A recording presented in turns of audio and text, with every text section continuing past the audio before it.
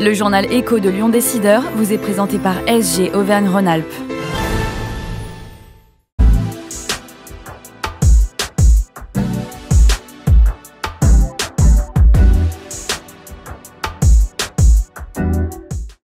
Bonjour et bienvenue dans le journal Écho de Lyon Décideur. Cela fait aussi partie des violences faites aux femmes, non pas des violences physiques, mais en l'occurrence des violences fiscales et financières dramatiques, au nom d'une disposition qui veut que les femmes soient solidaires des dettes fiscales créées par leur ex-conjoint et ce qu'il y ait ou non un contrat de mariage. Ces femmes ont créé un collectif devenu aujourd'hui une association appelée Femmes divorcées victimes de la solidarité fiscale.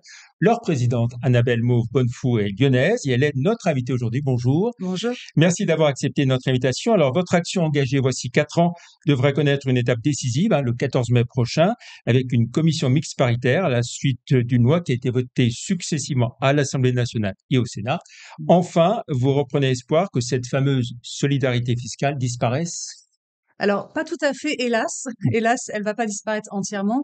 En revanche, on va enfin améliorer la loi, c'est-à-dire que les femmes qui sont divorcées n'auront plus à être solidaires des dettes fiscales de leurs ex-conjoints, et notamment des dettes professionnelles. Ça, c'est vraiment le point clé de notre association. Alors, on revient à un point de départ, la solidarité fiscale qui s'applique aux époux, Oui. pour les dettes fiscales. L'homme disparaît, par exemple, ou organise son insolvabilité, et c'est son ex-femme qui doit rembourser pour lui. C'est exactement ça.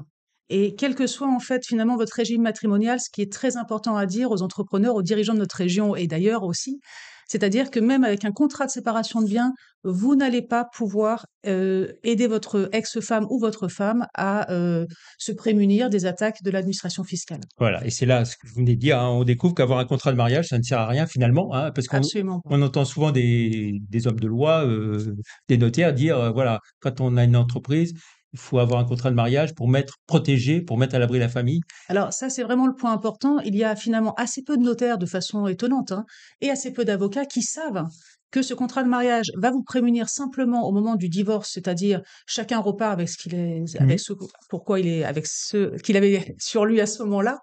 En revanche, si une dette fiscale a été contractée par un des ex-conjoints pendant la période où ils étaient ensemble, alors cette dette peut être couverte exactement de la même façon en totalité sur l'un ou sur l'autre. Et là, je parle aussi aux gens qui ont du patrimoine et qui souvent pensent pouvoir conserver un patrimoine familial grâce à ces contrats de séparation de biens. En fait, si votre ex-conjoint a fait une dette fiscale qui peut monter parfois à plusieurs millions d'euros, à ce moment-là, votre patrimoine que vous pensiez conserver va être complètement liquidé pour payer la dette de votre ex-mari. Alors, nombre d'avocats ou de notaires ignorent ce dispositif, et se révèlent parfois, alors on va dire quoi, de mauvais conseillers? Alors, j'irai pas jusqu'à là, mais je pense que c'est quelque chose qui n'est pas écrit de façon absolument lisible, et pour les notaires et les avocats, et pour nous encore moins, pour le coup. C'est-à-dire qu'on parle de dettes ménagères, mais dans les dettes ménagères, on rentre la fiscalité. Et ça, c'est quand même un point qu'il faudrait éclaircir, en tout cas informer nos jeunes, nous-mêmes. Alors, nous, malheureusement, parfois, on peut plus faire grand-chose. Mais par contre, lorsque vos enfants vont se marier, il y a une vraie question à se poser sur ces éléments-là de fiscalité. Alors, il faut préciser qu'il existe quand même un système dit de décharge, mais que cette décharge, elle est souvent refusée dans 60 à 75% des cas. On est à 75% de rejet de cette décharge pour les femmes et les hommes divorcés. On est tombé à 60% l'année dernière puisque nous avions fait une action au niveau déjà de l'Assemblée nationale il y a 2 ans. On avait un petit peu amélioré la loi, mais c'était absolument pas suffisant. Et donc là, aujourd'hui, ce n'est pas normal que des gens qui n'ont rien fait, qui sont innocents, qui ne sont non complices, soient obligés de payer des dettes fiscales de leurs ex-conjoints. Dont ils ignorent tout, oui, effectivement, C'est parce ça. qu'ils découvrent après coup. En fait, prenez un exemple tout bête. Vous avez un entrepreneur, par exemple, dans l'immobilier ou un expert comptable. Imaginons ça. Votre femme est femme au foyer ou elle a un métier, elle est manager ou elle est, je sais pas, elle a un salon de coiffure. Comment voulez-vous que la femme puisse vérifier les comptes, les bilans comptables de son mari? Donc, elle est absolument dans l'ignorance et dans l'incapacité d'avoir ce regard-là. À partir de ce moment-là, ce qu'elle ne sait pas, c'est que s'il y a des fraudes qui sont effectuées, des malversations ou des erreurs, tout simplement, elle sera obligée de payer sur ses propres biens mobiliers, immobiliers et sur son revenu Personnel. l'ensemble de cette dette. Alors, pour des dizaines de femmes, c'est une violence, un engrenage impressionnant, avec l'impossibilité de faire admettre son innocence, des femmes qui se retrouvent seules, avec des enfants et qui sont complètement démunies. C'est ça. Et il y a une chose importante à dire, c'est que même quand elles sont innocentes, qu'elles sont déclarées innocentes, si elles ont une voiture, un salaire, une petite épargne, alors elles ne seront pas déchargées. Et donc ça, c'est une véritable injustice, c'est que la décharge telle qu'elle existait, parce qu'on va faire changer dans Mmh. quelques semaines, Mmh. je l'espère bien, faisait en sorte que des gens dans une extrême précarité pouvaient être déchargés. Par contre, la femme moderne qui travaille, qui a un peu de patrimoine, un peu d'épargne, c'est terminé. Elle est obligée de payer pendant Mmh. plus de 10 années de sa vie les dettes fiscales de son ex-conjoint. Mmh. Alors vous-même, vous avez connu des années terribles, hein. Est-ce que vous pouvez nous expliquer un peu ce qui s'est passé dans votre cas? Oui, alors, en fait, c'est aussi pour ça, vous savez bien qu'on monte des associations à un Mmh. moment donné parce que, nous-mêmes, on est concernés par une problématique. Moi, ça m'est arrivé de façon extrêmement violente et comme ça arrive à toutes les femmes, pour le coup. Alors je parle des femmes et on précisera tout à l'heure qu'il y a des hommes Oui, aussi et qu'il y en alors a dans mon voilà. association. Voilà, on s'occupe des hommes aussi, il y a pas de Oui. souci, on n'a pas de problème là-dessus. Ce qui s'est passé pour moi, c'est que j'ai divorcé pour des problèmes, de relations conjugales. Mmh. Voilà, c'était pas des questions d'argent. J'ai divorcé. 1 an et demi après mon divorce, je reçois un avis de redressement, de recouvrement, de l'ordre de 230 000 € pour des activités professionnelles de mon ex-mari pendant notre période de vie commune. Je ne savais pas qu'il avait cette entreprise. Alors ça, c'est des Mmh. histoires un peu plus compliquées, mais en tout cas, j'ignorais cela. Et en fait, on m'explique que lui s'est rendu insolvable, a même fui à l'étranger. Et donc, ces 230 000 € de ses activités professionnelles, dont j'ignore tout, vont devoir être payés par moi-même. Et comme je pense que vous le savez, les femmes qui ont divorcé ont un train de vie qui se réduit drastiquement. On Mmh. a nos enfants à charge, on est seul. Et donc là, vous vous retrouvez avec mon bien immobilier que j'avais acheté bien avant et protégé, censé être Mmh. protégé par un contrat de mariage, a été hypothéqué. Mes salaires saisis, mes comptes bancaires saisis. Mmh. Ça va durer 8 ans de procédure et ça s'est terminé à peine en décembre. Je suis allée jusqu'en cour d'appel. C'est-à-dire que l'administration, alors qu'ils avaient estimé que j'étais innocente, que je n'avais rien fait, que je n'étais au courant de rien, ils le savaient, ils avaient fait une enquête, Mmh. ont estimé que j'aurais de l'argent pour payer sur les 10 prochaines années avec mon salaire l'ensemble de ces dettes, sans vivre, sans surplus, comme il dit, de confort. C'est-à-dire, il faut juste se nourrir et se loger. Et à partir de là, ils ont refusé la décharge. La cour d'appel m'a enfin donné justice Au bout de 8 ans. au bout de 8 ans, ce qui est à Mmh. peu près la moyenne des procédures pour toutes les personnes dans cette situation-là. Mmh. Alors, vous l'avez dit, hein, on parle des femmes victimes de cette solidarité fiscale. Et il y a aussi quelques cas d'hommes dans l'association, quoi. C'est 92% de femmes et 8% d'hommes. C'est ça, les analyses statistiques que nous avons fait, les études montrent que 92 des derniers jugements aux tribunaux concernent des femmes. Mmh. 8 uniquement des hommes. Alors, c'est vrai que c'est très genré Mmh. comme système, mais peut-être je pourrais pas l'expliquer socialement, sociologiquement en tout cas. En tout cas, il s'avère que les hommes entreprennent plus. Alors, est-ce que c'est pour ça aussi qu'il y a Mmh. plus de risques? Mmh.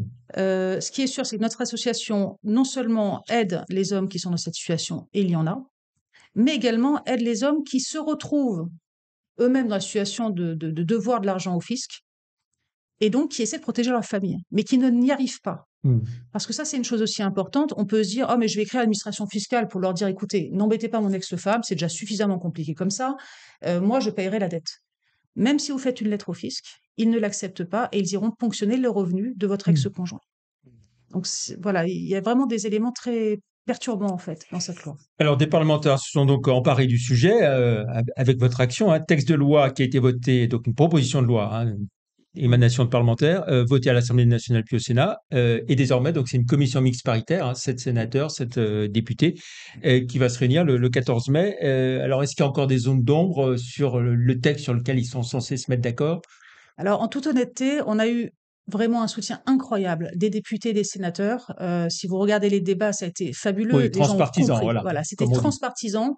Tous les partis politiques se sont réunis pour dire il faut arrêter ça. C'est pas possible d'assassiner les femmes de façon économique de cette Mmh. manière-là. Aujourd'hui, le texte va passer en commission mixte paritaire. La seule petite difficulté, c'est que ce texte, au début, créait juste un recours gracieux en disant bah, les femmes qui sont non complices pourront demander un recours gracieux à l'administration fiscale. Le Sénat a étoffé le texte pour en faire un dispositif légal, c'est-à-dire une femme qui n'a rien fait sera Mmh. déchargée, point à la ligne. Donc nous, on est ravis, c'est Mmh. exactement ça qu'on Mmh. cherchait. La question, c'est est-ce que la commission mixte paritaire va bien Mmh. accepter ce texte en l'état ou elle va encore le modifier? Donc Mmh. on a, voilà, on Mmh. espère que nos soutiens continueront à faire en sorte que ce texte soit pris en l'état. Oui, parce que si c'est un recours gracieux, c'est encore au bon vouloir de l'administration fiscale. Donc, Exactement. Et ça, c'est dangereux. mmh. Parce que ça veut dire que pour des questions financières, des questions budgétaires, et on en parle beaucoup en ce moment, on pourrait avoir des revirements de situation dans 5 ans ou dans 10 ans. Nous, notre idée, c'est que l'association aujourd'hui travaille, elle doit terminer et clore le sujet, et puis on passe à d'autres évolutions sociétales. Mais finissons-la proprement avec un dispositif légal qui est mis en place. Alors, dans cette commission mixte paritaire, il y a un sénateur du Rhône qui est président de la commission des lois du Sénat, c'est François-Noël Buffet.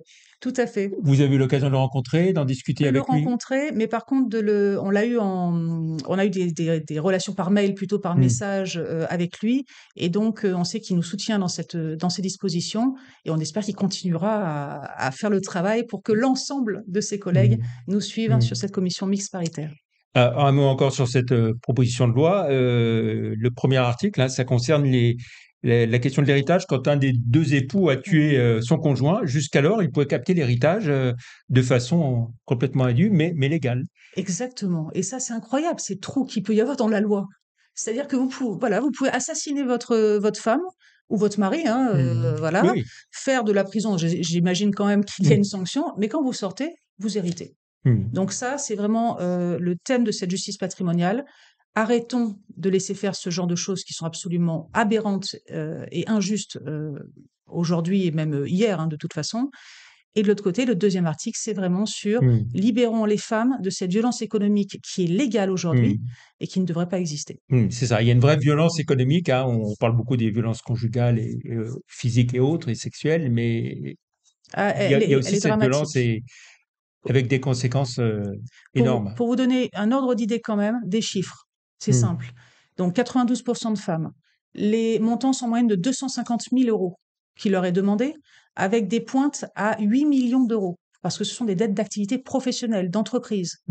Et en moyenne, effectivement, 9 ans de procédure. Pour une des plus anciennes d'entre nous, 22 ans de procédure. Donc 22 ans de votre vie est gâchée, est terminée à cause d'une dette professionnelle de votre ex-conjoint. On va arrêter. Ça serait pas mal.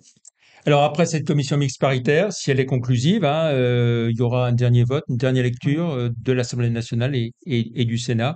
Un texte qui, pour vous, devrait être adopté si ce n'est à l'unanimité, à une très large majorité? Ah oui, je pense. Et le gouvernement est quand même extrêmement Tout bord politique préoccupé confondu. par cette question, et tous les bords politiques ont compris la problématique. Après, la question, ça sera la promulgation de la loi et ensuite l'observation de ses effets dans les 3 à 6 mois à venir. S'ils ne sont pas suffisants, on sera là pour le dire à tout le monde. Si c'est suffisant, bien sûr, on sera là pour applaudir le travail des parlementaires. Et on est ravis que la démocratie permette à des citoyennes comme nous de pouvoir prendre des sujets d'une telle ampleur et d'arriver enfin à une loi. Très bien. Merci beaucoup, Annabelle Mauve-Bonnefood, d'avoir été notre invitée. Pour finir, on va préciser, donner votre site internet de l'association, solidaritéfiscale.com, et puis un email, solidarité.fiscale@gmail.com. Merci beaucoup, Annabelle Mauve-Bonnefood, d'avoir été notre invitée. On rappelle le nom de l'association, Femmes divorcées victimes de la solidarité fiscale.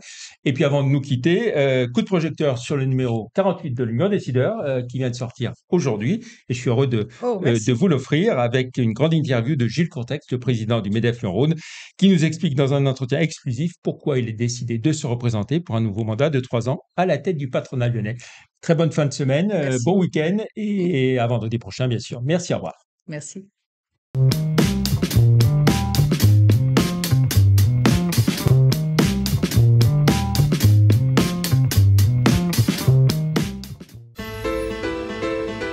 Faites grandir vos idées avec SG Auvergne-Rhône-Alpes.